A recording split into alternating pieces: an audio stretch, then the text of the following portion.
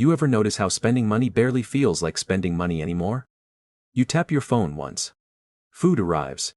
Another subscription renews quietly in the background. A sale appears at exactly the moment you feel stressed, bored, lonely, or exhausted. And somehow, by the end of the month, you're staring at your bank account wondering where any of it actually went. Not because you're responsible. Because modern life is becoming frictionless in one direction only. Spend, that's the strange part nobody really talks about. Most people think overspending is a discipline problem, a budgeting problem, a self-control problem. But what if the environment itself is engineered to keep your nervous system financially reactive? What if the hardest thing to buy today is enough? Because the modern economy doesn't just want your money, it wants your attention, your habits, your emotions, your sense of identity. And once you start seeing that clearly, a lot of your financial anxiety starts making more sense, not disappearing, but making sense.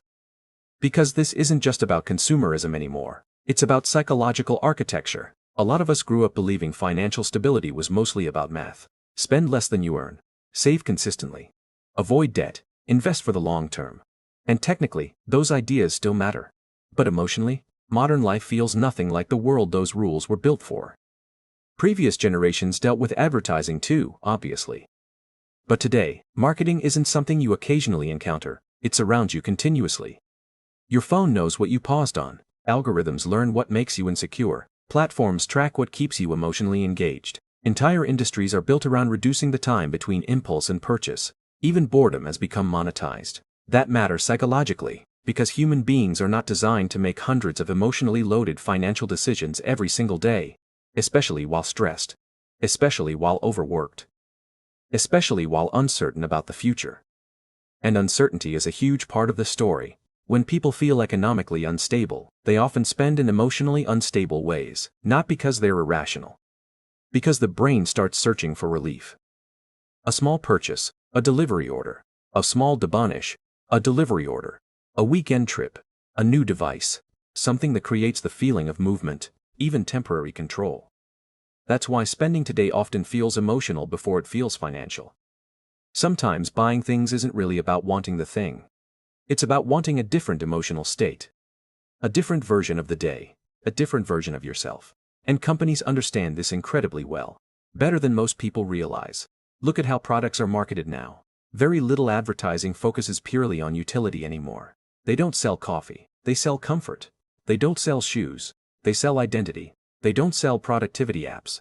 They sell the fantasy of finally becoming organized enough to feel in control of your life. Modern consumption operates psychologically first, financially second. And once you notice that, you start realizing how often spending is connected to emotional exhaustion. After long workdays, people spend more impulsively. After stressful news cycles, consumption spikes. When loneliness increases, online shopping increases. When social comparison increases, discretionary spending usually follows. Because emotionally depleted people are easier to monetize. That sounds cynical. But structurally, it's true. Think about how many parts of modern life quietly increase emotional fatigue. Housing costs rising faster than wages in many cities. Job insecurity. Burnout. Constant digital comparison. The feeling that everyone else is somehow financially ahead of you. The pressure to optimize every part of your life while still pretending you're relaxed. People are tired, and tired brains seek comfort. That's where the system becomes difficult to navigate emotionally. Because consumption is constantly framed as self-care, self-expression, reward, recovery, identity, status, convenience, or escape. Sometimes all at once, which creates a strange contradiction. Modern culture tells people to be financially responsible while simultaneously building an economy dependent on them continuously spending. And you can feel that tension everywhere. Credit cards offering emotional reward systems. Buy now pay later services turning future stress into present convenience. Infinite scrolling mixed with personalized advertising. Luxury aesthetics being normalized as basic lifestyle expectations. At some point, aspiration stopped being occasional. It became ambient, you absorb it constantly without even noticing.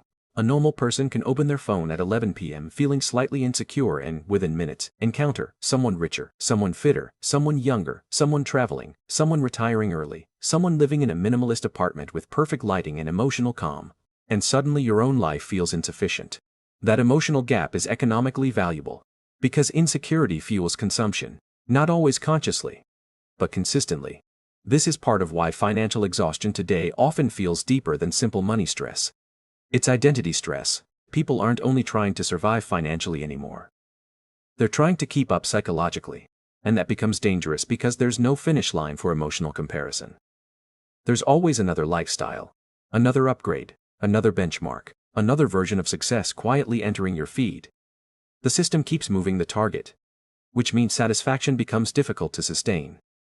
You see this especially with lifestyle inflation. Someone finally reaches the salary they once dreamed about, and somehow still feels behind, not because they failed, because expectations expanded faster than contentment.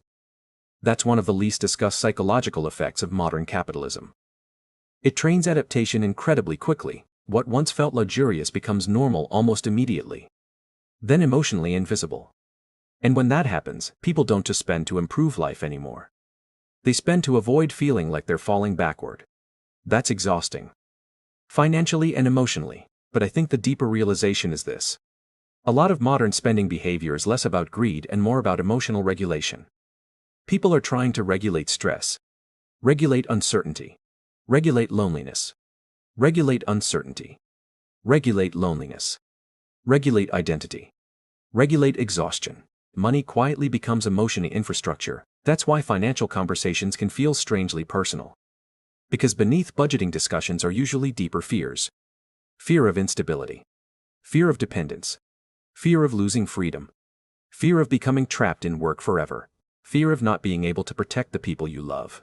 And honestly, when you frame money that way, some spending habits start looking less irrational and more human. Still unhealthy sometimes. But human. That perspective shift matters because shame usually makes financial behavior worse. When people constantly feel guilty, deprived, or behind, they often become more emotionally reactive with money, not less. Which is why sustainable financial behavior rarely comes from self-hatred. It usually comes from awareness. From noticing emotional triggers before they become purchases. From understanding the environments affecting your decisions. From reducing unnecessary comparison. From creating small moments where enough actually feels visible again. And maybe that's the real challenge now. Not becoming perfectly disciplined, but becoming harder to manipulate emotionally.